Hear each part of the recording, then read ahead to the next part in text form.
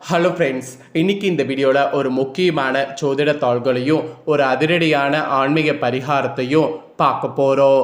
பார்க்குறதுக்கு முன்னாடி எதை பற்றிய தாள்கள் பார்க்க போகிறோம் அப்படிங்கிறத இன்ட்ரோவில் ஷேர் பண்ணுறேன். எதை பற்றிய தாள்கள் பார்க்க போகிறோம் அப்படிங்கிறத இன்ட்ரோவில் தெரிஞ்சுக்குங்க. 2026 கரெக்டாக இப்போ 7வது மாதமான ஜூலை மாதமானது நடந்துகிட்ருக்கு. இந்த ஜூலை மாதம் சாதாரண மாதம் கிடையாது. இந்த மாதம் கிரக ரீதியாகவும் ஆன்மீக ரீதியாகவும் நிறைய முக்கியமான நாட்கள் வரக்கூடிய மாதம். இந்த மாதத்தில் அப்படி ஆன்மீக ரீதியாக ஒரு முக்கியமான நாள் வருது. அது ஜூலையுடைய 14. அன்னைக்கு வெற்றிகள் நிச்சயம் வரக்கூடிய ஒரு அற்புதமான நாள். அன்னைக்கு தமிழ் மாதம் ஆணியுடைய 30. கரெக்டாக அன்னைக்கு கிழமை செவ்வாய்க்கிழமை. இந்த நாள் அன்னைக்கு அமாவாசையானது வருது. வரக்கூடிய அமாவாசை ஆணியில் வரக்கூடிய செவ்வாய் அமாவாசை. அதனால் இது கொடூர அமாவாசை என்று அழைக்கப்படுது. இந்த அமாவாசையில் கிரகங்களுடைய மாற்றங்கள், கிரகங்களுடைய சேர்க்கைகள் காரணமாக நீங்கள் கதவை திறந்து வைத்தா பணம் கொட்டுன்னு கொட்டுற அளவுக்கு நிறைய மாற்றங்கள் உங்கள் ராசிக்கு ஏற்படும். ஸோ அந்த மாதிரி என்ன மாற்றம் ஏற்படும் அப்படிங்கிறத தான் சிம்ம ராசிக்காரங்களுக்கு இந்த வீடியோவில் ஷேர் பண்ண போகிறேன். நீங்கள் சிம்ம ராசிக்காரங்களாக இருந்தீங்கன்னா இந்த ஒரு வீடியோவை ஃபுல்லாக பாருங்கள். உங்கள் ராசிக்கு இந்த ஆணி அமாவாசையில் என்ன மாதிரியான பலன்கள்லாம் கிடைக்கும், அதுக்கு எப்படி நடந்துக்கணும் அப்படிங்கிறது எல்லாமே உங்கள் நட்சத்திரத்துக்கு ஏற்ப தெரிஞ்சு அதற்கேற்ப நடந்து பயன் பெறுங்க. ஸோ இதோடு மட்டும் இல்லாமல் உங்கள் ராசிக்கு ஆன்மீக ரீதியாக இந்த நாள் என்ன பரிகாரம் செய்தால் அதிர்ஷ்டம் உங்களுக்கு கொட்டும் அப்படிங்கிறதையும் ஷேர் பண்ண போகிறேன். ஸோ ஆன்மீக ரீதியாக என்ன பரிகாரம் செய்தால் நல்லது அப்படிங்கிறதையும் தெரிஞ்சுக்குங்க. ஏன்னா பரிகாரம் தெரிஞ்சு நீங்கள் அதை பண்ணுறது ரொம்ப ரொம்ப ரொம்ப நல்லது. அது கண்டிப்பாக உங்களுக்கு பெரிய மாற்றத்தை கொடுக்கும். அதனால் என்ன பரிகாரம் பண்ணும் அப்படிங்கிறதையும் தெளிவாக இந்த வீடியோவில் உங்களுக்கு ஷேர் பண்ணுறேன். அந்த பரிகாரத்தையும் இந்த வீடியோவில் தெரிஞ்சுக்குங்க.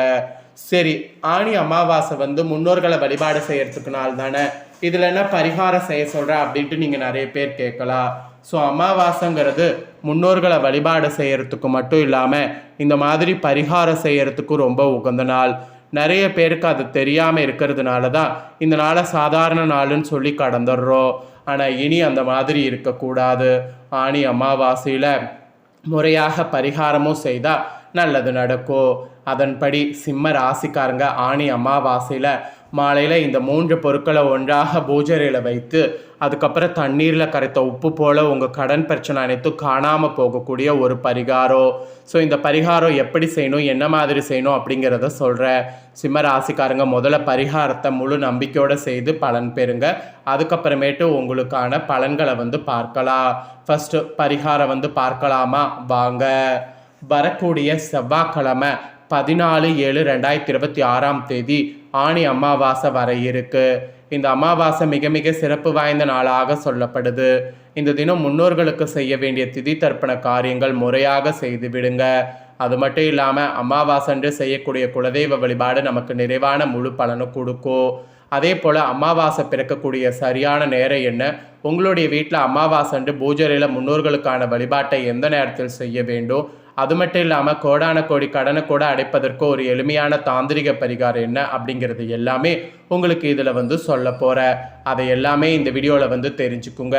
கரெக்டாக செவ்வாய்க்கிழமை பார்த்தீங்கன்னு வச்சுக்கோங்களேன், 14/7/2026 காலையில் 9:49 மணிக்கு அமாவாசை பிறக்குது. அடுத்த நாள் காலையில் புதன்கிழமை 10:54 அமாவாசை திதி இருக்குது. ஆகவே கரெக்டாக செவ்வாய்க்கிழமை மதியம் 12 மணிக்கு மேல் வழக்கம் போல் மதிய சாப்பாடு சுத்தமாக செய்து பூஜையில் முன்னோர்களுக்கு படைத்துவிட்டு அதை எச்சில் படாமல் காகத்திற்கு வைத்துவிட்டு முன்னோர்களுக்கு செய்ய வேண்டிய திதி தர்ப்பணங்களை செய்து முடித்து அதன் பின்பு விரதம் இருப்பவர்கள் உணவு சாப்பிட்டு விரதத்தை முடிக்க வேண்டும். அமாவாசை அன்று இதை செய்துட்டு அதுக்கப்புறம் கடன் தீர பூஜையில் செய்ய வேண்டிய பரிகாரம் இது. கடன் தீர பரிகாரத்தை பூஜையில் எப்படி செய்ய வேண்டும் என்பதை இப்போ சொல்கிற பார்த்துக்குங்க. இந்த நாளில் முன்னோர்களை வழிபட்டு மதிய நேரம் முடித்து விடுங்க. மாலை 6 மணிக்கு மேல் பூஜையில் ஒரு விளக்கேற்றி வைங்க. குலதெய்வத்தை மனதார வேண்டிக் கொள்ளுங்க. மஞ்சள் நிறத்தில் சதுர வடிவில் ஒரு துணி எடுத்துக்கொள்ளுங்க. அந்த துணியில் ஒரு கைப்பிடி கல்லுப்பு, ₹1 நாணயம், சின்னதாக தங்க மோதிரம், கம்மல், மூக்குத்தி இந்த மாதிரி ஏதாவது இருந்தால் அதையும் ஒன்று அந்த உப்பின் மேலே வைங்க. குலதெய்வத்தை மனதார வேண்டிக் கொள்ளுங்க. உங்களுக்கு இருக்கக்கூடிய கடன் பிரச்சனை தீர வேண்டும். அடமானத்தில் இருக்கக்கூடிய நகை சொத்து பத்திரங்கள் எல்லாம் சீக்கிரம் மீட்கப்பட வேண்டும். இந்த மாதிரி வேண்டிக் கொண்டு இந்த முடிச்சை தயார் செய்து கட்டி அப்படியே மகாலட்சுமி பாதங்களில் வைத்து விடுங்க. இறுதியாக ஒரு கற்பூர ஆரத்தி காண்பித்து இந்த பூஜையை நிறைவு செய்து கொள்ளுங்க. இரவு முழுவதும் அந்த முடிச்சு பூஜையிலே இருக்கட்டும். மறுநாள் காலை எழுந்து குளித்து விட்டு புதன்கிழமை மதியம் 10:30 மணிக்கு முன்பாக ஒரு சுத்தமான டம்ளரில் தண்ணீரை எடுத்து இந்த முடிச்சில் இருக்கக்கூடிய கல்லுப்பை மட்டும் உங்கள் கையால் எடுத்து அந்த தண்ணீரில் போட்டு கரைத்து விடுங்க. கடன் கையை விட்டு கரைந்து போய்விட்டது என்று முடிவு செய்து இந்த கல்லுப்பை தண்ணீரில் கரைங்க. அந்த ₹1 நாணயத்தை கோவில் உண்டியில் போடுங்க.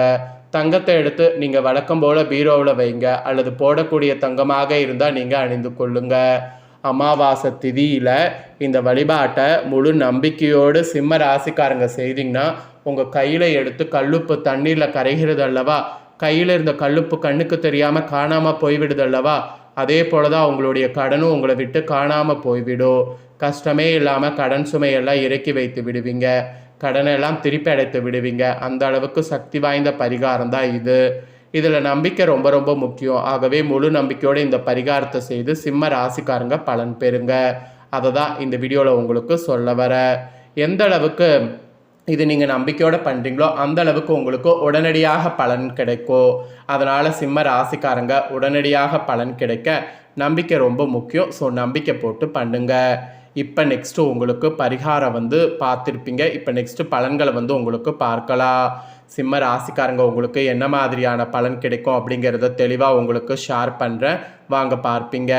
ஃபஸ்ட்டு மகமில் பிறந்தவங்களுக்கு சொல்லப்படுது. அனுபவங்களை படிப்பினையாக கொண்டு வாழ்ந்து வரக்கூடிய உங்களுக்கு இந்த பிறக்கக்கூடிய ஆணி அமாவாசை கவனமாக பார்த்தீங்கன்னு வச்சுக்கோங்களேன் இருக்க வேண்டும் அப்படிங்கிற மாதிரி குறிப்பிடப்படுது. ஜென்ம ராசிக்குள் சஞ்சரித்து வரக்கூடிய ஞான மோட்சக்காரகன் கேது மனதில் குழப்பத்தையும் தேவையற்ற சிந்தனைகளையும் உண்டாக்குவார். எத்தனை முயற்சி செய்தாலும் கடைசி நேரத்தில் இழுபறியான நிலை ஏற்படும். நீங்கள் பெரிதும் நம்பியிருந்த நண்பர்களோ அவசர ஆபத்திற்கு உதவாமல் நகர்ந்து விடுவார். செய்து வரக்கூடிய வேலையில் நெருக்கடி இருக்கும். மேல் அதிகாரிகளோ உங்களுக்கு உதவி புரியாத முடியாத நிலை உருவாகும். வியாபாரிகளுக்கு முதலீட்டுக்கேற்ற ஆதாயம் கிடைக்காம போகும். புதிய முயற்சிகளை எதிர்பார்த்த அளவிற்கு பலன் தராமல் உங்களை நெருக்கடிக்கு ஆளாக்கும். விரயஸ்தானத்தில் உச்சமாக சஞ்சரிக்கக்கூடிய குரு செலவுகளை அதிகரித்தாலும் அஷ்டம சனியால் ஏற்பட்டிருக்கக்கூடிய பாதிப்பிலிருந்து உங்களை விடுவிப்பார். உடல்நிலையில் ஏற்பட்ட சங்கடங்கள் விலகும். எதிர்ப்பு நோய் நொடி என்றிருந்த நிலை மாறும். துணிச்சலாக செயல்படக்கூடிய நிலை உருவாகும். தாய்வழி உறவுகளோடு ஏற்பட்ட பிரச்சனைகள் விலகும். பணியாளர்களில் சிலருக்கு எதிர்பார்த்த இடமாற்றம் ஏற்படும். குடும்பம் ஓரிடம் என்று வாழ வேண்டிய நிலை சிலருக்கு உண்டாகும்.